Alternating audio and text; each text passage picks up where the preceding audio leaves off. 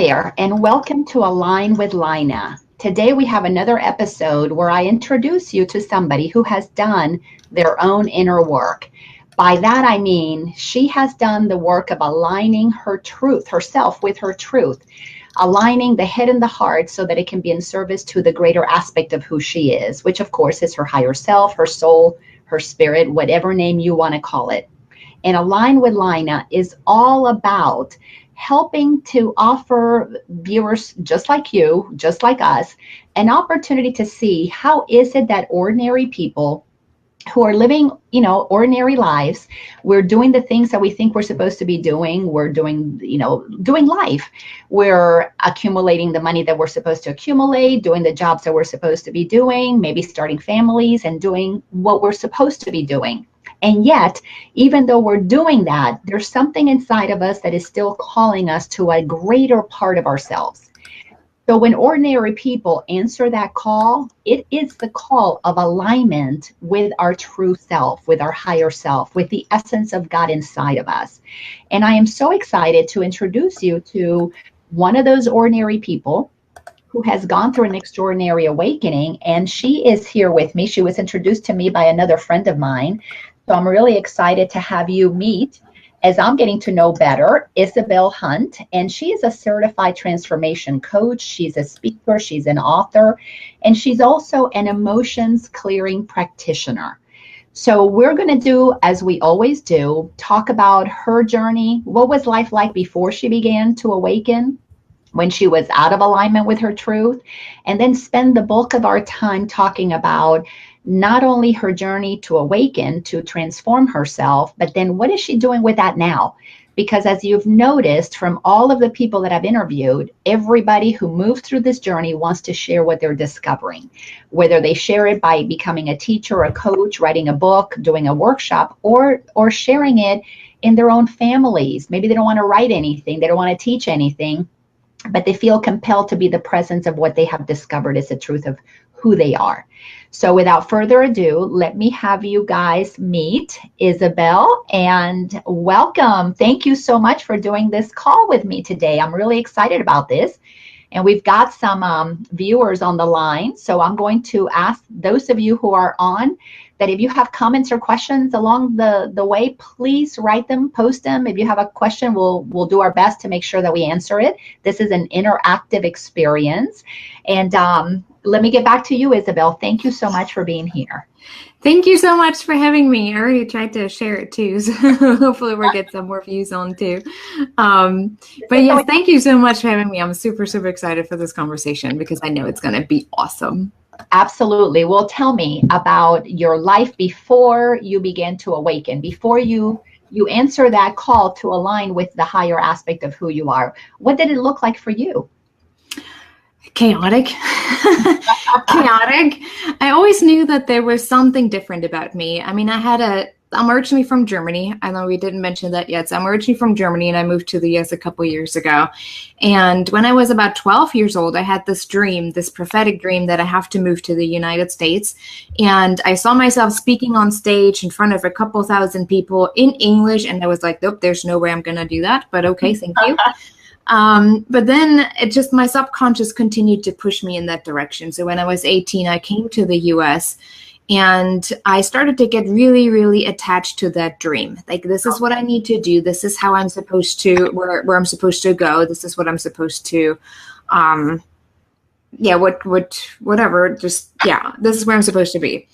And when I was 18, I worked as an au pair, as a nanny for a family in DC, and it was quite the experience. But when I came here, I just knew this is where I'm supposed to be. This feels like home.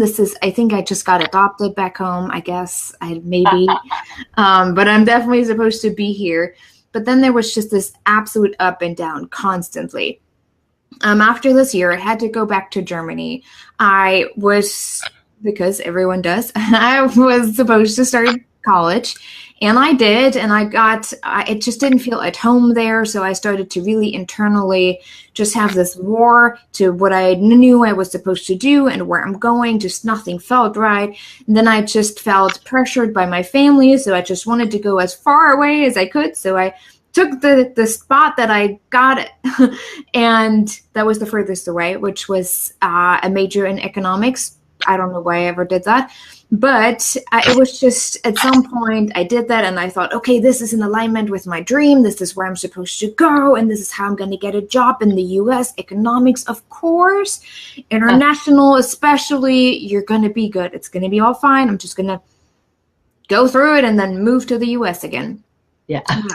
Unfortunately, that was one of the hardest years so far for me. I started to not be able to pick up on the subjects. I hated math. I hated accounting. I pretty much hated everything. I started to get really, really anxious. I had panic attacks. I literally got up at 5 a.m. to go to class at 7, and I came back home at 8, and I had tutoring for math at 11 at night. So you can imagine the stress around that. And your life was very rigid, like moving from one thing to the next. Yes. To the next. Yeah, and I'm known for that. I'm kind of known as a rigid person, at least back then, and a little bit pessimistic too. I always try to figure out what struggle is next that I need to conquer. And within that, I got so depressed at some point. Like I remember that one event where I left my house. I went downstairs and I went out the front door. I had to cross the street. And I was like, okay, whatever. If a car comes, a car comes. If not, I'm lucky. And I just walked right into the street. I didn't care. There was nothing for me where I cared or where it mattered to me anymore. And once I made it to the other side of the street, I knew I had to find help. So I saw my family doctor and told her what's going on. And they took it very seriously. And I was very glad about that. And then the whole journey started. I got very sick. I started to have bronchitis, and then I started to have asthma and all those really not so fun things that just really drag you down. And then after 2 years, I got a letter from the university saying, we are sorry, but you can no longer attend this university. You have missed too many exams, and you failed too many, you can no longer do that. Well, with that, my dream just crumbled too. It was a constant up and down. And there was a little hope here, and then it was a total crash again. And then there was a little hope there, and then a total crash again. But to the point where the crashes were gotten worse and worse and worse, to the point that my dad literally moved in with me for a while. He was a social worker back then. He actually now does similar work I do. But he was a social worker back then, and he moved in for a few days and helped me move through that. We went for so many walks. I don't know if he knew about grounding back then. I don't think he did or even does now. But we went for so many walks and just out in nature, and it helped me tremendously to move through some of this stuff. And then I started university back in another city with finally subjects that I actually really like, sociology and psychology. And I knew this is what I'm supposed to study, but then everyone was younger. I didn't get along really with my roommates. They just didn't get where I was coming from because, again, I had this dream to move to the U.S. But then it was a struggle. How am I moving to the U.S. with psychology and sociology? You don't just get a green card. You don't just get a visa. And so I really just beat myself up internally, and just nothing really seemed to work out. Then I had a boyfriend in the U.S., and then he started to cheat on me with, like, I don't know how many hundreds of women within those 3 years. And I was 26. I was like, I should be having close to a family. I should be done with my studying. I should be clear on my future and what I want to do. I should maybe even have a job. And I have none of this. I have no money. I don't have a degree yet. I don't know how this dang dream is always coming back in my mind. It's not working. I'm just giving up. And then they changed a couple laws, and I was able to come back as an au pair. And I was like, okay, they all could be my own kids. How is that going to work out? Well, New York I experienced a lot of discrimination, even though it was from a family who is familiar with discrimination in this country. So I was very surprised to experience it for myself, because I grew up in East Germany. There's everything very rigid. It was under communism back then. Yes, I am that old. I still fall under that. And And I was just not used to it. It really crushed me how people can even talk to other people like that. Then I moved from there to San Francisco to work for another family. She was from Iran, and that was just, she thought I'm her mate. I'm supposed to do everything, and she can pretty much tell me every word I'm supposed to say. And it just was, I was like, I don't know. People just seemed to hate me. Lies were being spread about me. Stories just for them to get their money back. I just really started to wonder who I am and what I'm doing wrong. Why is nobody liking me? Everyone is lying about me. I know I didn't do the things that they're saying. And that one time, one of my friends, she looked at me and she said, Isabel, there's something about you. When people look at you, they know that you know something about them that they don't want you to know. There's something different. You literally look through people. I was like, okay, well, that doesn't help me to actually be able to stay here and make money, but cool things anyways. I was a little cynical about it. And then I moved from there to Indianapolis. And how old were you, Isabel, when your friend said that to you? I was about 27. 27. And let me just say a quick hi to Anna and Bill. They both have said hi and hello to us. So thank you guys for watching us. So here you are at 27, and you have a friend who gives you a pretty profound, bit of information about you that people can sense that you are picking up on who they are, what they got going on. And as you know, when we're unconscious, we don't want anybody to know what we got going on. No, and I didn't believe her either. I was just kind of shoveling in the background because all I had in mind is what I'm supposed to do, where I should be, what I should have in my life. I was literally like this, like whatever you say doesn't matter. I still need to figure out how to make money and how to survive here, because at some point I ended up in the street and strangers paid for a hotel room just so I can have a roof over my head and food. And that was a very humbling experience right there, because I didn't know them. Someone introduced me to someone else, and then there's like, yeah, we're willing to help you. And there were always those little pieces where God is like, trust me, just trust me, listen. I'm like, no, I have this dream and I need to go and I need to do this and I need to make this happen. There's no way I can just trust my intuition, because, well, it's not really anything tangible. Like Anna, something that you can have in your hand. Exactly. Anna's saying that it's tunnel vision. Yes, when we are totally unconscious, we have this tunnel vision about how things should be. And you definitely were exhibiting that. And absolutely. So how did you begin to move out of this tunnel vision and begin to allow yourself to be guided more? Like you said, this trusting piece, how did that begin to register with you? I think it had to get worse before it got better. I'm known to be a little stubborn. Maybe that's the German side in me. Everything, like, I know people who say I awakened really fast. Like the whole awakening process happened faster for me. Yeah, that did not for me. No, I haven't met anybody yet that it happened really fast. Everybody that I've talked to, and myself included, it has to get worse before it gets better, because until we give up trying to do it our way, which is always, like Anna said, with tunnel vision, we can't open up and widen back and see the whole picture or more of the picture. So you were stubborn, and then what? I just clung to that dream. I knew I was supposed to be here. I made everything happen. I got into IUPUI for a master's program for something that I really didn't want to do. See, I didn't trust my intuition again.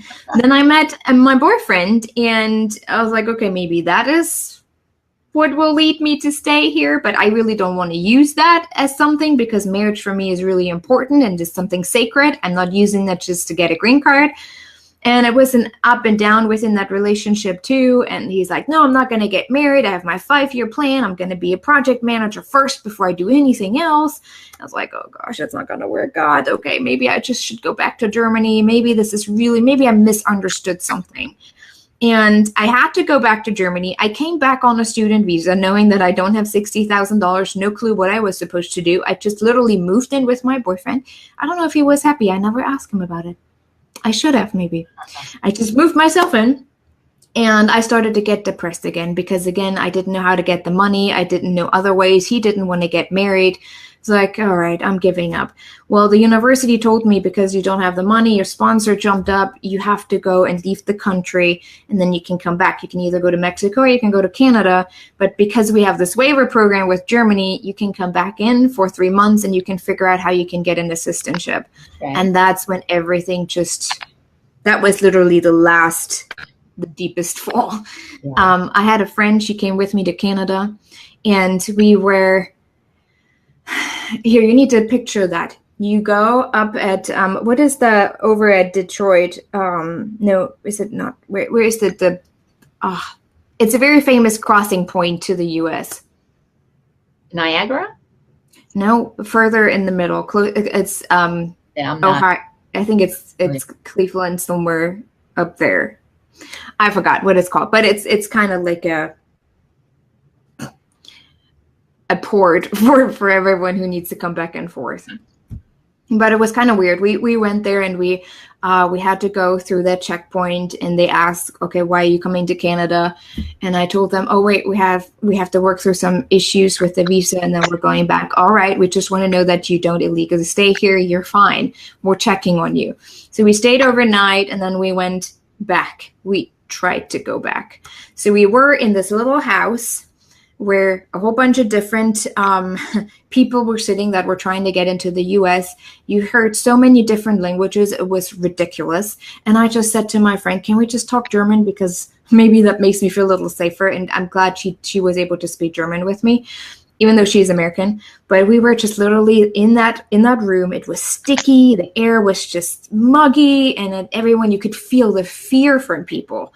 Like everyone was so fearful and so tense in there that we were just sitting in the corner like, what's going to happen to us? I don't know. Like you hear all those stories about immigration and detention and all that. That is real. That becomes so real. You're sitting there and you're just dripping for sweat. It's like you're sweat. And we were sitting there. Probably have a lot of empathy right now for all of the people who are being deported and being it's horrible.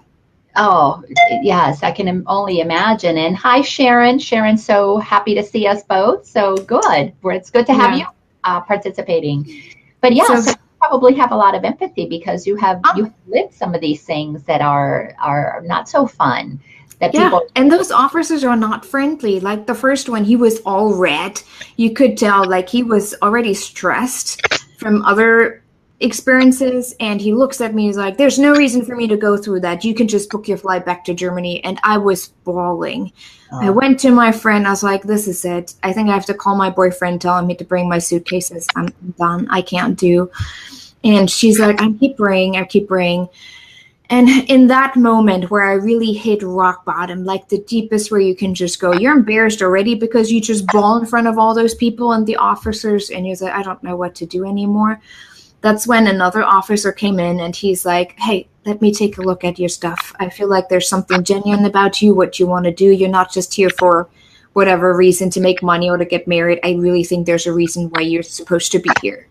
And I just looked at him. I was like, yeah, but I don't think it's going to happen. He's like, just give me some time. So we were sitting in the corner. Literally, I was just surrendering to everything. I was ready to book my flight and go back home. It's like, I'm done with that. I'm tired. And I surrendered in that moment. And after 3 hours, that officer came back to me and he's like, I have a couple questions for you. I was like, please, God, I don't want to lie. I don't want to have to lie about my ex-boyfriend. I don't want to have to lie about my boyfriend because when they know I have a boyfriend, you can't come back in. And he never asked me about that current boyfriend. He asked me about my ex-boyfriend, and I was able to really truthfully answer those questions. And I was like, thank you, God, thank you, God, thank you, God. And he's like, you promise me that you will not do anything illegal when I let you back in, but I will let you back in. There are a lot of loopholes that I had to work through, but I really think there's something bigger at play and you need to go back. He literally said that to me. And how old were you then? I'm trying to follow your timeline. It was about the same. It all happened within a year. Oh, so about 27, 28. Yeah, somewhere around there. Probably 27 because I got married at 28. Okay. So here you are at 27. You've been trying to do things the way that society has told you to do it, get to college, do all those things, while at the same time pursuing that calling that you got at 12 about moving into moving to the U.S. So like all of these little pieces are kind of beginning to converge. So here you are, you surrender this officer, clearly one of the helpers. The next one, yes. These helpers on our journey, that they're here. When you trust, you get to see the helpers everywhere. Yeah. So this helper gives you what you need, and then what happens? I went back to Indianapolis and I talked to my boyfriend and I said, something needs to happen. I need to find an assistantship, and I couldn't find one. And I fell back into the non-trusting. I was like, okay, maybe that was just a fluke. But I got mad. I got so angry at God. Like, you always give me those little pieces that I think now I'm on the right track. And then I have this next mountain where I don't know how to get over it. Like, I was so upset and so angry with God because I was so exhausted too from this whole journey up and down. And then it was December. No, it was September, October. I had to go back December 10th if nothing would work out. It was in 2010. December of 2010, I was supposed to go back, and I had to book a flight for December 10th. And it was November at that point. It was about a month out. And I sat there and I was like, fine, now I'm just not mad at God. I'm also mad at my boyfriend. And then I'm just going to wait with the submit button. And when he comes home, he can watch me hit the submit button and feel bad about it because he's not doing anything for me.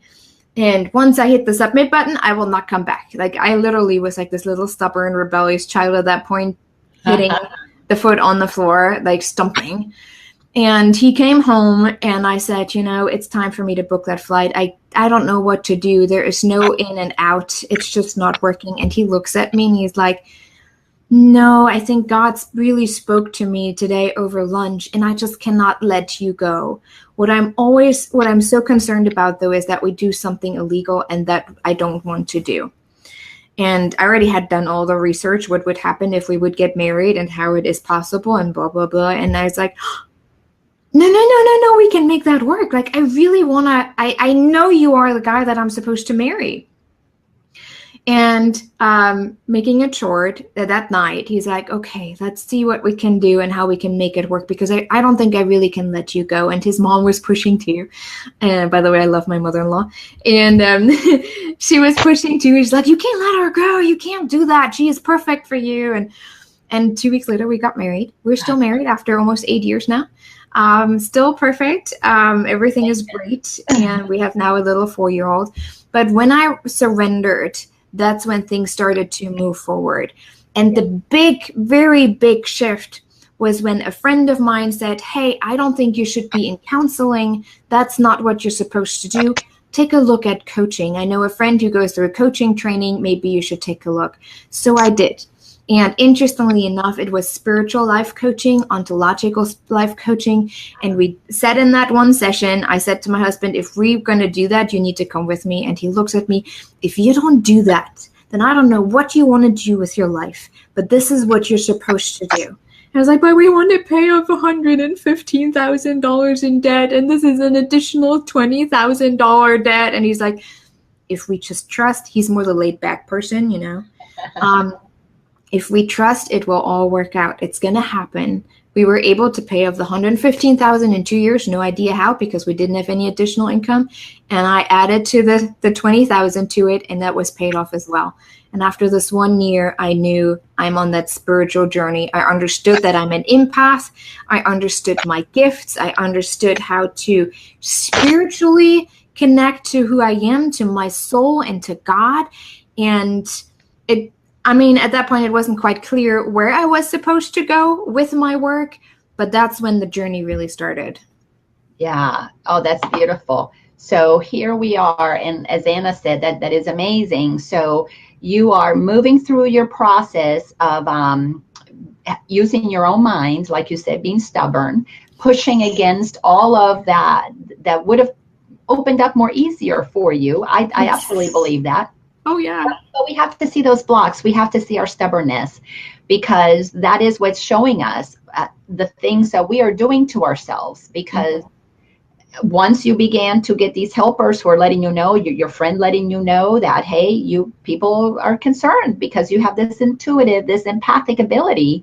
And then a couple years later, you get this officer who helps you. Then your sweet husband who believed in you, who saw, not only did he love you, but he knew you needed to move along this path.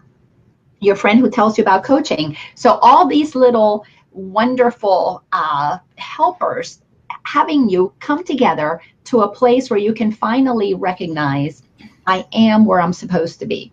Yeah. So beautiful. So you've just explained so much of the hero's journey. Now, it certainly was. I still didn't feel like a hero, but I made it closer.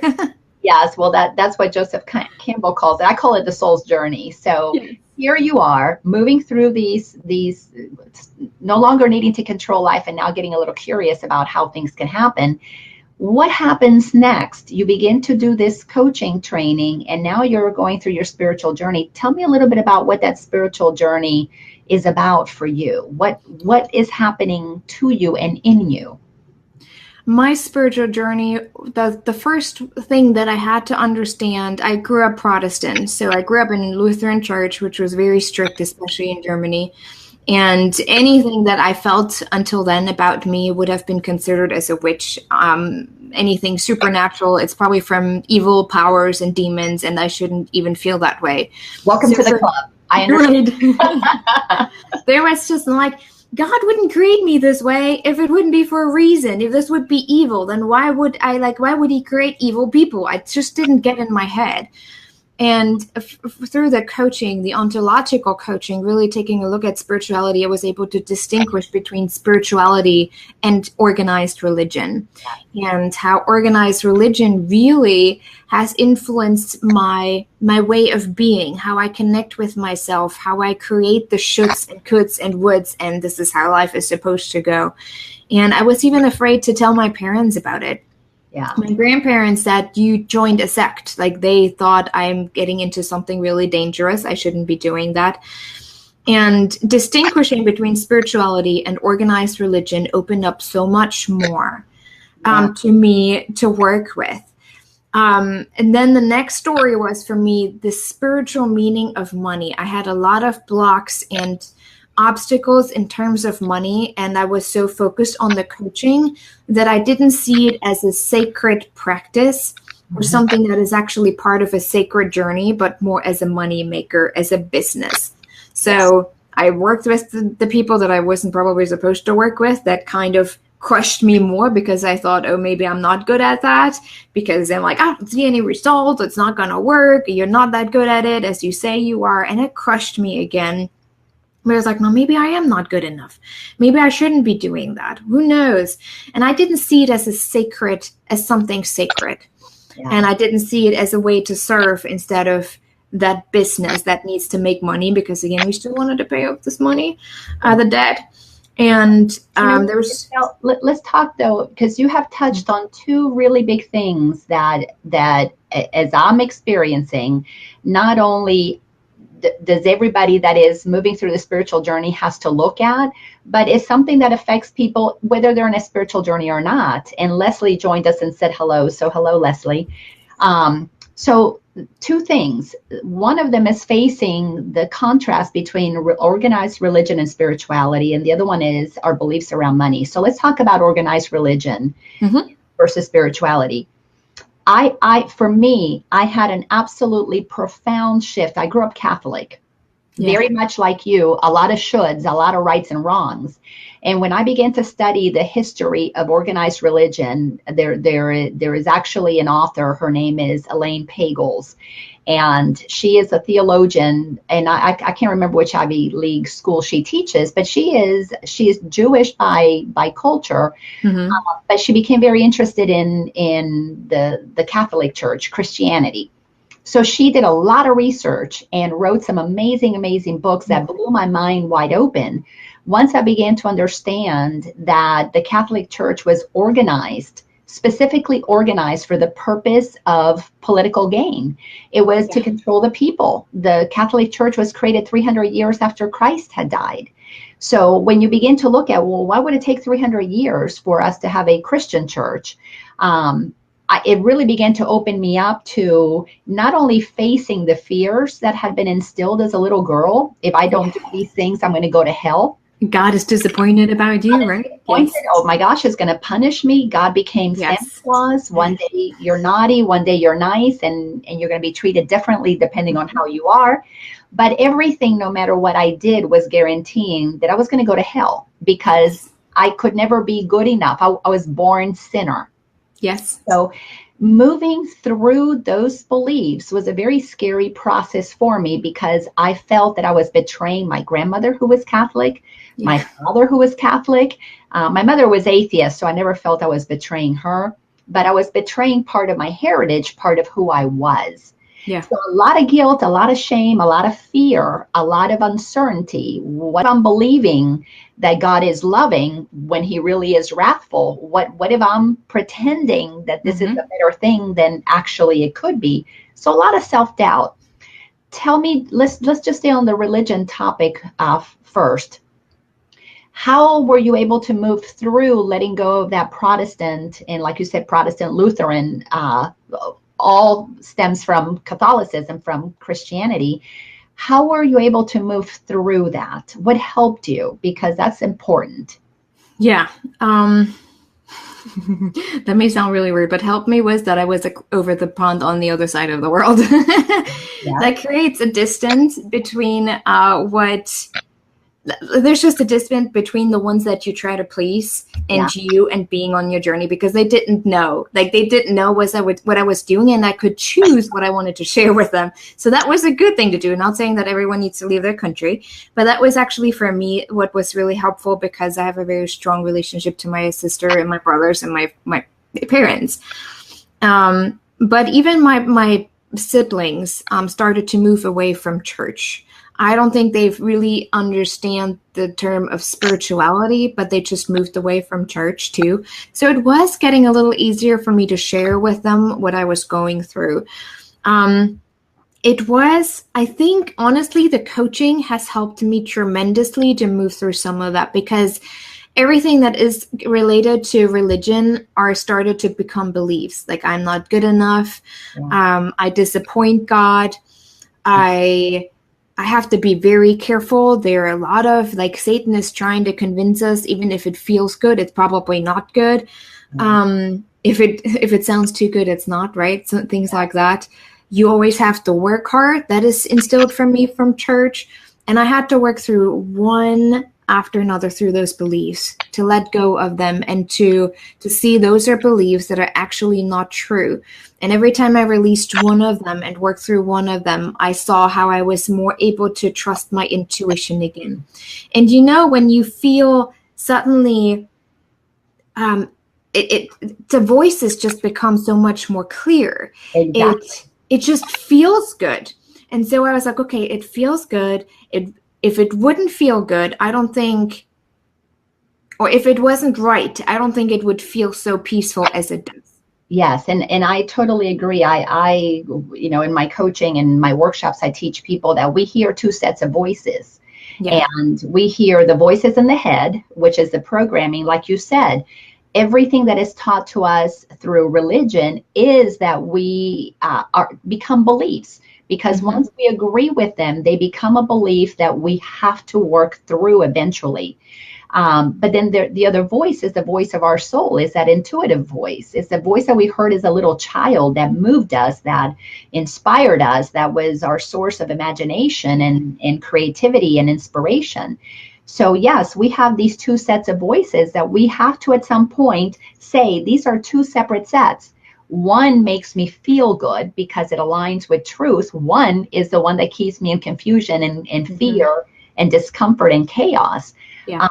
So I'm so glad that you made that distinction. And Sharon had said that she likes the idea of working through your beliefs one at a time to trust your intuition. And we have to, because belief is a voice in our head. You have to work hard means you can't intuitively hear. No, you don't have to work hard. You can work with love and with joy. And then Leslie is saying that, yes, as coaching, because she too is a life coach, and she does very specific, amazing kind of coaching, that we're constantly drawn to work on ourselves. Yes, of course, we Yeah. can't teach this to somebody else until we've done it for ourselves. And I know Leslie knows exactly how that is And I because have, yeah, I mean, all this time, over the last 6 years, I've always worked with my own coach, always. But what I want to add to it too, and I think maybe that resonates especially with younger people, what has helped me too to create the difference between spirituality and organized religion was to let go of the term God.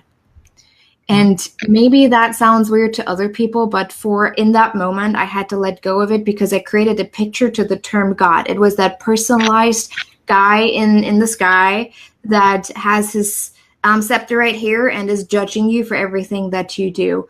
And I realized how the term divine and universe actually resonated more because we see divine feels loving and just kind of more mellow and just very giving and mercy and grace. And it just, I don't know, it just felt different to me. And universe seems so unlimited. There's nothing that can stop you. And so I started to resonate to those terms. And before I was able to step back into the term God, once I released those stories around the term God and not personalizing God in the way that church does. Yeah. And I'm so glad that you're making that distinction because I did the same thing. I literally could not say the word God. I cringed when I would say that word. Yeah. And I went through many years calling it spirit, source, universe, whatever, divine, anything other than God. But have you come back to the word God? Are you comfortable with it now? Yes, I'm starting to. I'm still sometimes struggling, especially depending on who you talk to, especially when it's people from church. I'm starting to really have a different, more empowered relationship to the term God. Sometimes I still choose the term divine over God just because it just depends on where I'm at what stage. If I need a little bit more grace, then usually I tend to be more divine. Oh, well, let me tell you, I'm typing it here. Let me type this real quick so I can share this with people. But I was told, I like you, have encounters with God, with Jesus, with whatever you want to call it, with the energy, with consciousness, that infinite intelligence that we all have the ability to tap into. And I was told one day what to call it. And it really became fascinating because it gave me the opportunity to finally have a name that felt comfortable for me. Now, this is not the name that's going to be for everybody, but I'm going to show it on here. But it told me to call it Jiesel. Jiesel? Yeah, that's funny. And Jiesel is an acronym for God is the source of the energy of love.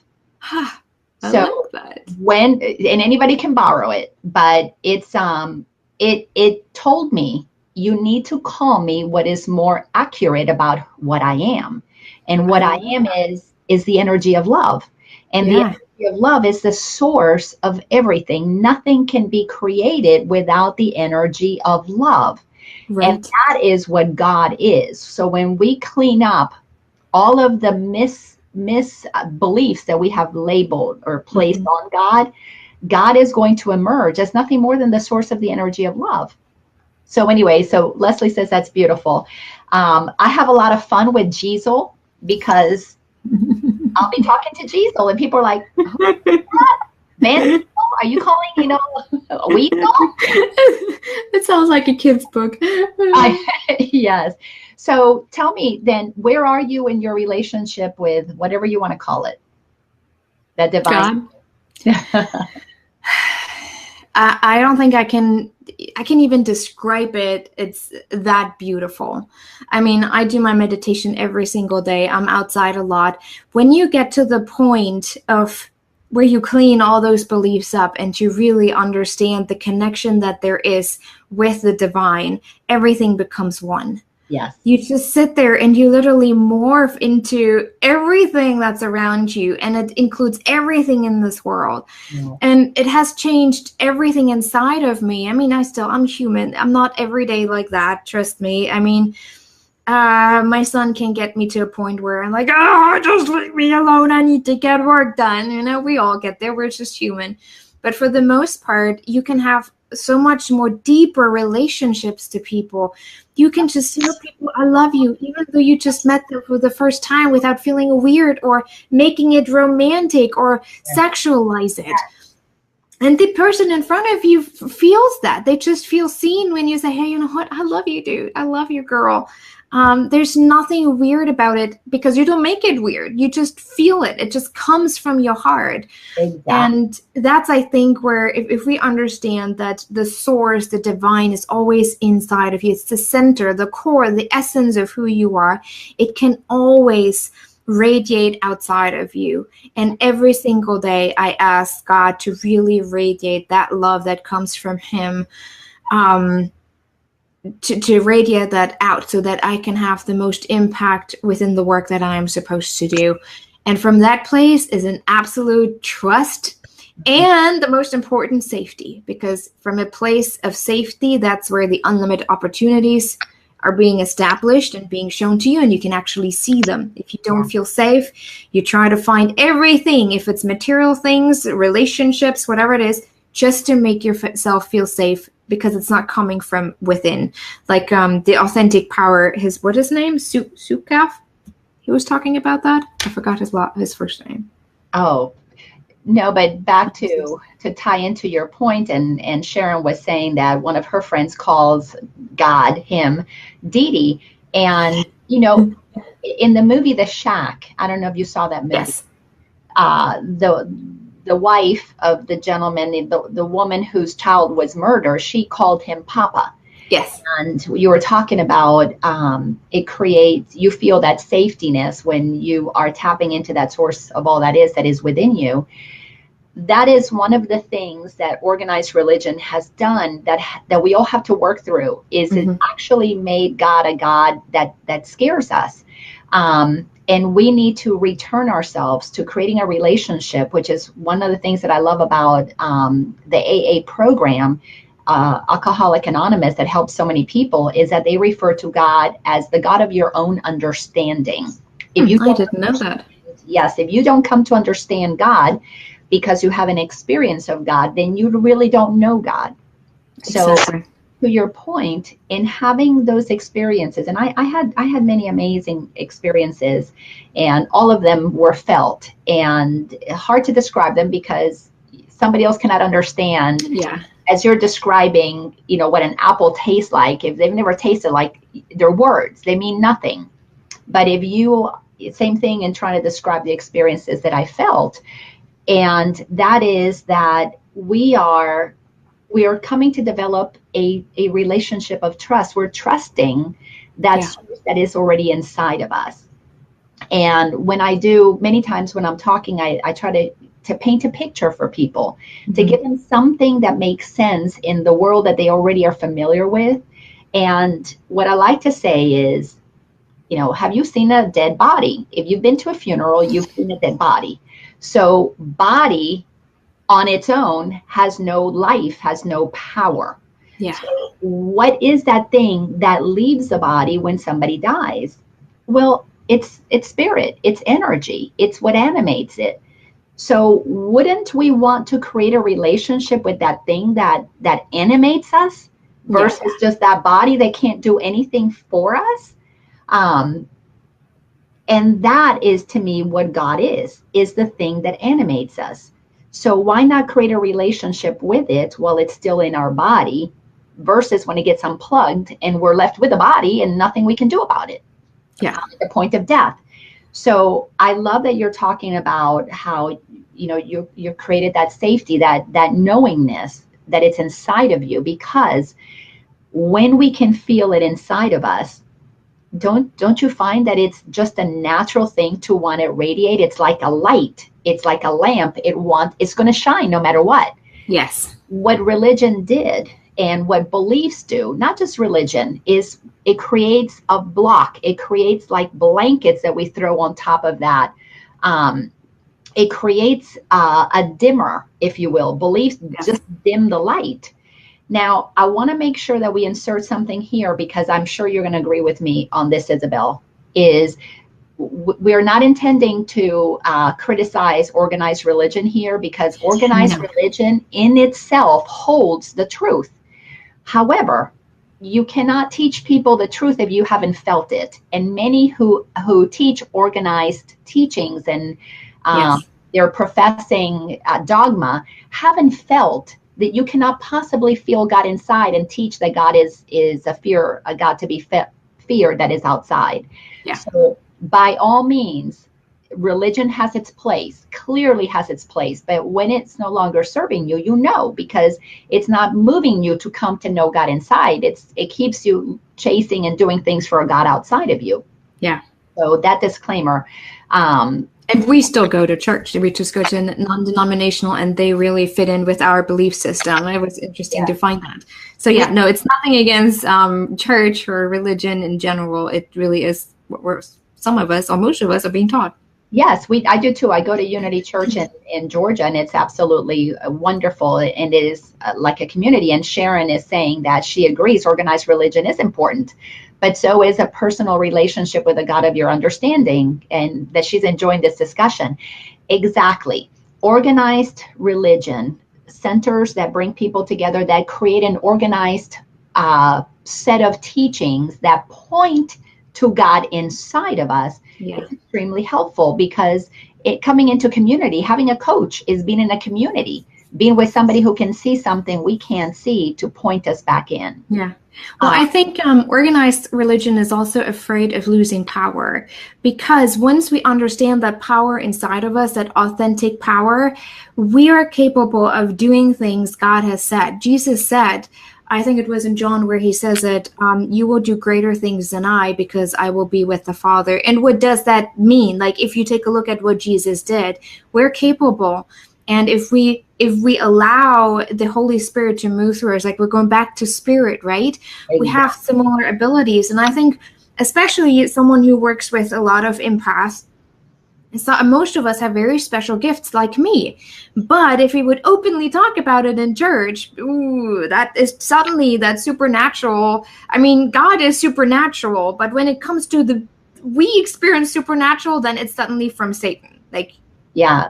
There's just that distinction doesn't make any sense to me. Well, Jesus was supernatural, so explain that to me. Is that suddenly also, just because it's Jesus, it's not? Okay, I get it. You have those conversations with people, and that's really hard. And you see it with younger people. We talked about that, who are experiencing more and more of those gifts, more and more of what we call awakening, and they feel judged for what they experience and what they're capable of if they would really step into it, and then they leave church because it just doesn't feel right. Yes, and they have a lot less fear. They're going to listen to the voice inside more than they're listening to the voice outside of them, their parents, fathers, preachers, teachers. So let's do, I want to jump to the money piece, because like religion, that has its organized religion, its set of beliefs, so does money have a set of beliefs that we have to work through. But let me just say this one thing, and tell me if this has been your experience.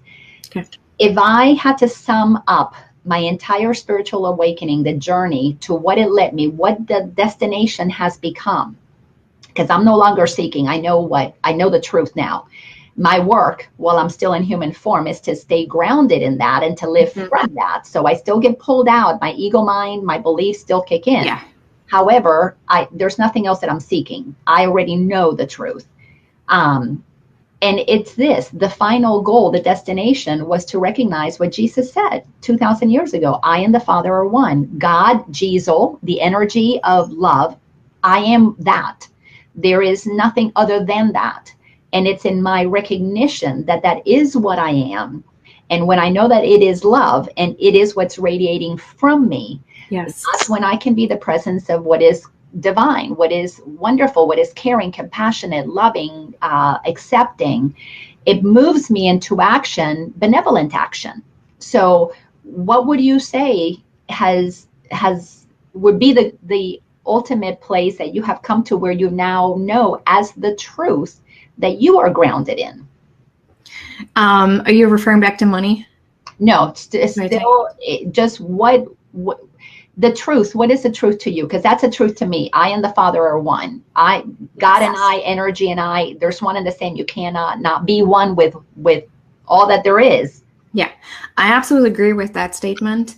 And then it's also for me the truth that we're all connected and therefore have responsibility for each other, no matter how far someone is away from us. I'm as much responsible for someone in the Middle East as they are for me.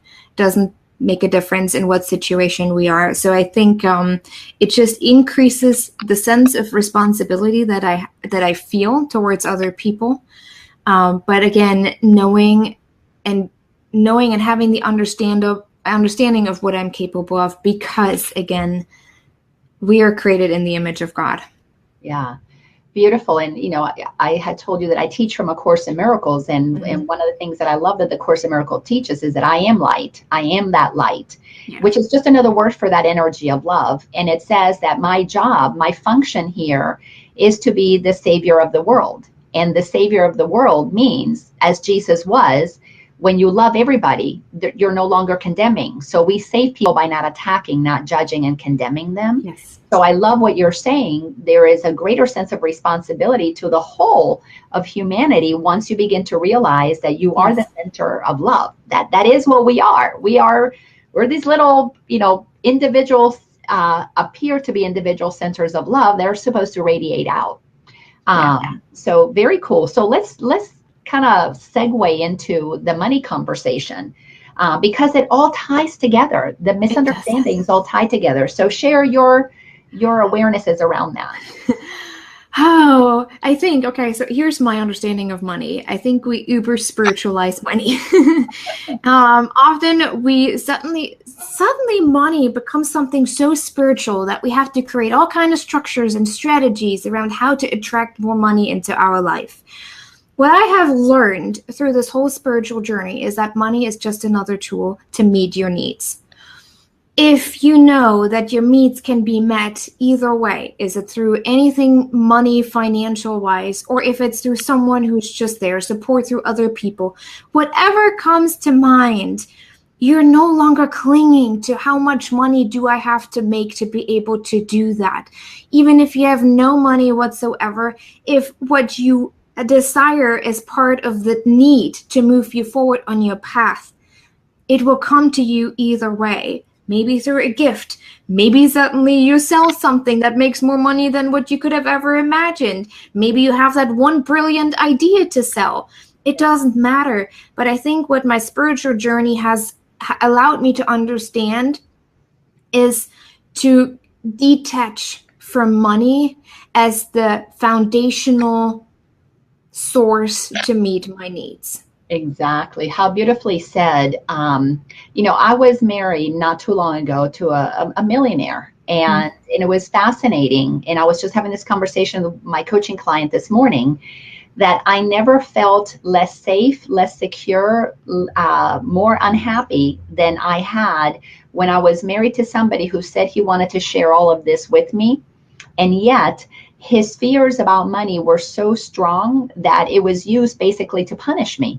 So I would be given something, and then if I didn't meet his requirements, it'd be taken away. And I had to come to terms with the recognition that money is exactly what you said. It is just a projection. It's a reflection of how we see ourselves. Because if we are all one, if there's only one energy here, and for me to believe that I am energy, I have to believe money is energy. I have to believe houses are energy, people are energy, trees are energy, the planets are energy, which quantum physics is telling us that is true. So if money is energy, then if I'm experiencing lack, then I'm believing in lack in me, because I am the one who is, through my belief system, through my projection, experiencing out there what I believe inside.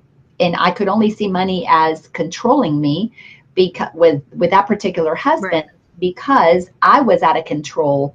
I was not aligned with my truth, and I had given him control of my safety and my financial security, and forgot that it's coming from inside of me when I projected it as something external. So I love what you're saying. So say a little bit more about how do you, what's your relationship with money today? Because for me, it's just a fun thing to enjoy, but it is no more important than a breath to me. It's more important than smelling a rose We're living in the human world, in the physical world. So of course, there's sometimes that lack of money still comes through. Like, oh my gosh, suddenly like everything is breaking in your house and you have to buy everything new. Even though I know there's no reason for me to worry, but it's just something, a default behavior that I tend to go to. But in general, it is for me to understand my needs and to ask that my needs are being met no matter what way that looks like. Money is no more important than your food. Money is no more important than your house. Money is no more important than the tree in front of me. It is all the same, and everything is there to serve us, to meet our needs, for us to move forward on our path towards light and love. Mm-hmm. And if that includes money, so be it. If that includes something else that might be a loving relationship, so be it. But none is more important. None has a direct relationship, really. It's just about how can we, what is it that we need to meet our needs so we can move forward on our path. And that detachment has opened up a lot of opportunities for me, where it no longer was that heavy rock that I had to carry around. And how can I make more money? And how can I have more clients? And how can I do this? And 6-figure and 7-figure and 8-figure and whatever else. But really just being in that moment and enjoying what I have in front of me with that trust and that safety coming from within, that what I need is always provided for. And that may not be money that I need, but I might just think that I do. But it might just be another person or something else. And when you have that spiritual journey from within, when you get to that place of truth, for love, you are more capable of seeing the solutions to meet your needs. Exactly. And not just money. Exactly, because if we're not looking for it out there, we're listening to the voice inside that has the solution, the perfect solution. Because for me, listening to Giselle inside of me it's like the big project manager in the sky. It knows what I'm supposed to be doing to connect me with the right person at the right time. And that's why all of my needs are always met, because it's coming from a trust, not from a having to make it happen. I don't work anymore. I retired when I started coaching 12 years ago. That's when I began to do what I knew I had to do, which is fun. It's easy. I love what I do. Yeah. In my giving, I receive whatever it is that I need to receive. Now, we're coming up. We're going to have to wrap this up, but I don't want to wrap it up without having a quick conversation about your son. Yes. So here you have sweet little Jonah. He is 4 years old. Let's talk about, as we begin to wake up and we begin to become conscious and we align with the truth of who we are, we're making a major shift in how we see the world. And then we have children. Or for me, I made my shift after I had children. So I had to do some cleaning up of unconscious parenting. But let's talk about what is it? You know, these kids are coming in here very powerful, very connected.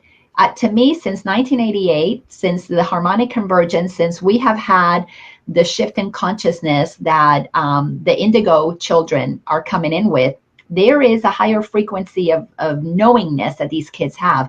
Let's talk about your sweet little Jonah. How are you parenting this already conscious being? Because he knows he soars, and you just recently discovered it. So how is that?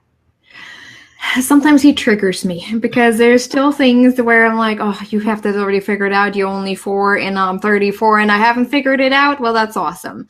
So there are sometimes things, I mean, and he's a 4-year-old, like in his physical body, he still does things that 4-year-olds do. And of course you respond and react. But one thing that I've learned that helped me with the conscious parenting is to be aware of my emotional world. That's something that I teach. That is something that I love to speak on, the topic of emotions. And that once I learned what my emotions are trying to tell me, even on a spiritual basis, I'm able to parent more consciously in understanding what he is experiencing and what questions I can ask him to reflect on what he is experiencing.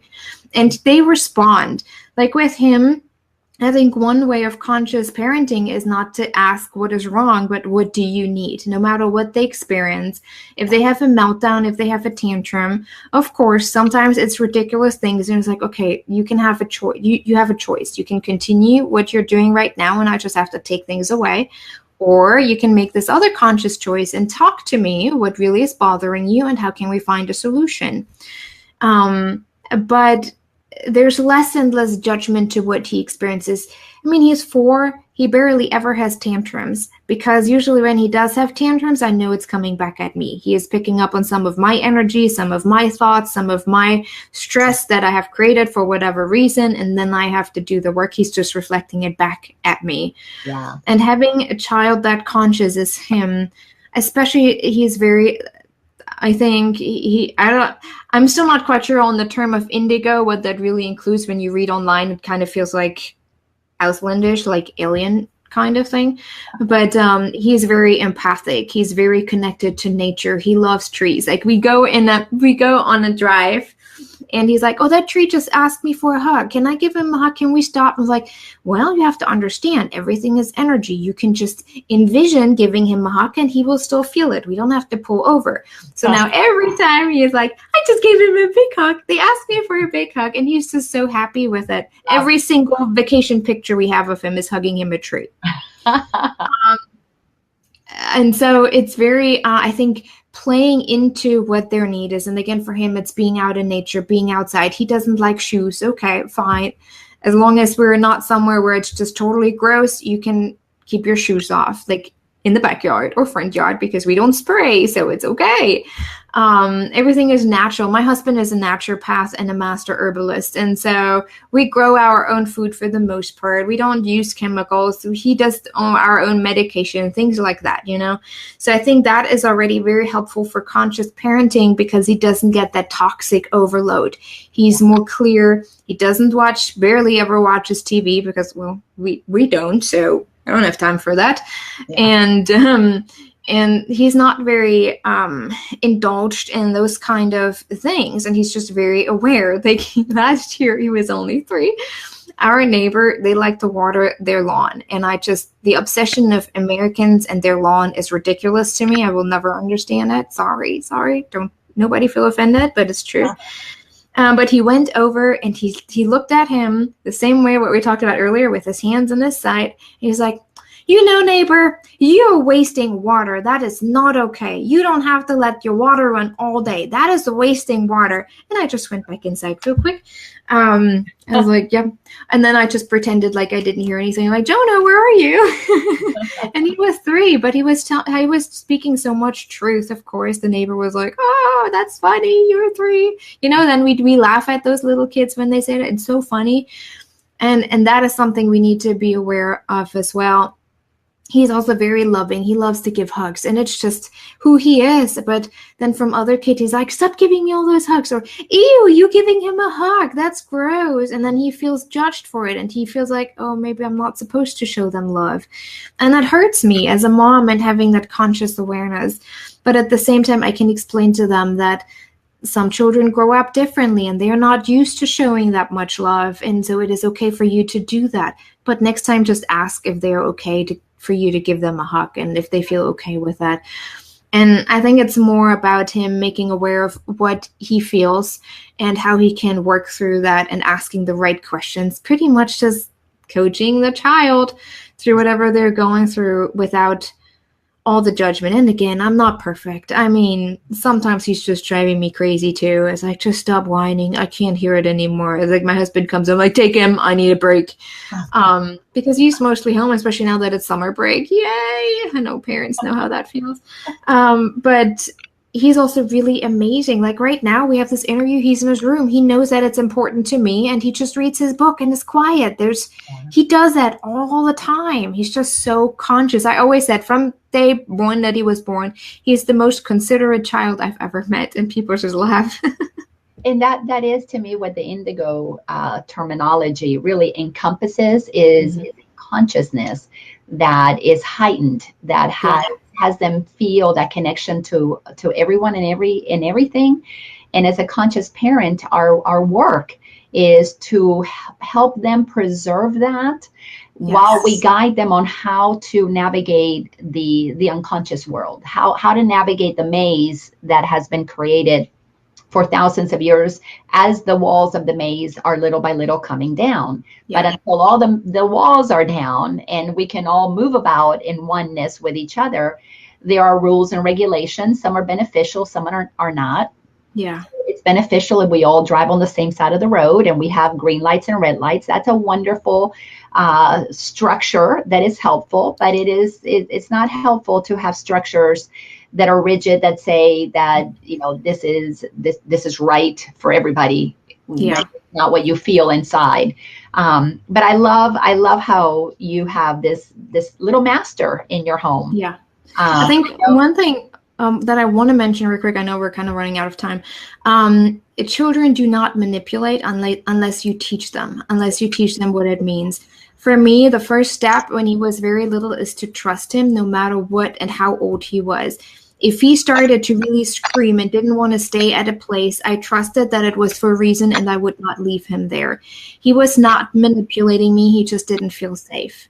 Yeah. And for him to trust me was for me to make the right decisions in that moment and to say, okay, it is in sacrifice to what I just wanted to do, but I need to teach him and help him that trust is a sacred place to be in and that he can trust me, so I won't leave him here. People were looking at me like, he's manipulating you. He can get whatever he wants. Like, no, he does not. If you knew me, I'm German. We're very big in discipline. That's not the case. But this way now, he is really telling me, like, straight out, there's something here that I can't deal with or that I don't want to deal with. Can we go somewhere else? He just tells me that now, and he's 4.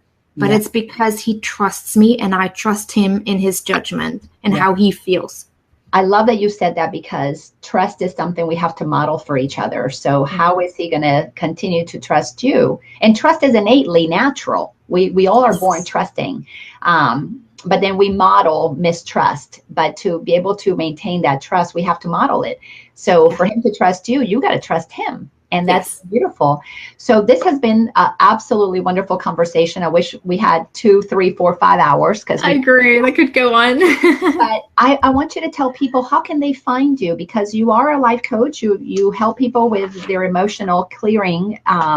So let's talk a little bit about your practice. Even though we're going a little long, it's a recording. People can come back and watch it later if they have to drop out because they've got to be somewhere. But tell me a little bit about your work and how can people find you? How can they connect with you? Yeah. My niche, especially the people that I work with the most, are empath and empath warriors. I coined that term a couple years ago. Those are the empath warriors are the people who find themselves trapped in that introvert box, but have this fire, that extrovert fire on their heart, where there's like, I'm supposed to do something bigger, but I can't leave my room because it's scary. I'm overwhelmed. I'm frustrated. I have anxiety. I have depression. Those are often signs, but they just know on a heart level that they're called for something much bigger. So I coined the term empath warrior. So I work with them on an individual basis, really helping them to bring balance to the intro and the extrovert, and knowing when you can switch and how to switch to still feel safe in that place. Love that. And that has been amazing work so far. I mean, I just love it when you see it unfold, how people's like, I'm a different person. I can finally breathe and have this freedom. And I know I can do, because I know how to protect myself energetically and emotionally, what I feel, and distinguish between all of that. And then I also do emotions clearing session with anyone really who's interested. So I work through that, through, probably the emotions code, but I'm also a master Reiki practitioner. So I have that certification as well, but I also have those really amazing gift of seeing colors around people. And I know now that what I see is reading their heart. It's the vibration that I receive from their heart that turns into color in my head. Yeah. And every color has a specific frequency and therefore a specific message and a specific meaning. And then usually I have like visions coming with it. And all of that combined makes it so powerful and very unique, because I mean, that's what I can do. That's why I say everyone has a very unique place to be in and to operate from. And then I pretty much teach and speak, especially I do inspirational speaking on the topic of emotions and trust and intuition. But I love the topic of emotion. So I also have this course The Empowered Warrior, a simple guide to successfully trusting your emotional world, or a simple guide to successfully navigating your emotional world. Yeah. There we go. And isn't that really what this journey is about? We're discovering beliefs, but all of those beliefs activate emotions. So we have to navigate the emotions that get created, that get activated by the beliefs that we hold. And beliefs that are fear-based contract our energy. So we feel that emotion of shame, guilt, we pull in. I just posted something the other day. Emotional work is spiritual work, or spiritual work is emotional work. Empathic work is spiritual work. Therefore, empathic work is emotional work. Yeah. Anything that has to do with self-awareness is spiritual work. It's tell me the website that people can find you. Yes, it's isabelhunt.com. HUNDT, Isabel, ISABEL, HUNDT.com. Because people often forget the D. I'm going to write that real quick so that people can find it. And we'll post it right here. So it's just isabelhunt.com. So there it is, nice and big, so you can find it. Make sure you put that DT in there. Yes. This has just been a wonderful conversation. We may have to do this again. I agree. I totally enjoyed it. Oh, me too. Me too. There's such gratitude from my heart to yours, because to me, the most courageous people are the ones who are willing to say, maybe I don't know everything. Maybe I don't have my shit together. Maybe there's more to life than what I knew. I am willing to hear. I am going to be curious to see what else is there. Because without that curiosity, there's never a willingness to question your beliefs. And I feel that all of our suffering comes from beliefs that are limiting us, that confine us, that keep us in a very small circle, very small idea of who we can be, who we are created to be. If I and the Father are one, if God and I are one, if that energy that creates universes and I are one, then I am unstoppable. I am unlimited. So why wouldn't I want to know what more is there to me? Yeah. But to get to that place, we have to, first take the first step. Do the work. Yeah. Do the work. And usually the first step starts with surrender. And you mentioned that earlier. Yes. Several times. So thank you for being here. Thank you for doing your work and surrendering so that you could create this amazing courses and what you teach and your processes, because to me, the best teachers are the ones who teach from their own experiences. Yeah. And that's where the authenticity comes in, and it's just so beautiful, and it's always so loving because you're sharing from your heart. So thank you for being you. Thank you for being a conscious mama and a conscious wife and a conscious woman, and thank you. Awaken being. So I look forward to seeing you again soon. And let me just let my audience know that the next Align with Laina, we won't have it next week because it's Memorial Day. So in the US, we celebrate Memorial Day, so have a fun day. But we will meet the following Monday on June 4th with my friend Kim Sumling, who is also a life coach, and she's a Reiki master as well. And she's an amazing woman, gone through her own transformation, and she is aligning with the truth of who she is. So join me on June 4th for that next interview. And until then, have a wonderful time. And remember, we're magnificent. And it's just a matter of how much of that magnificence do you want to align with.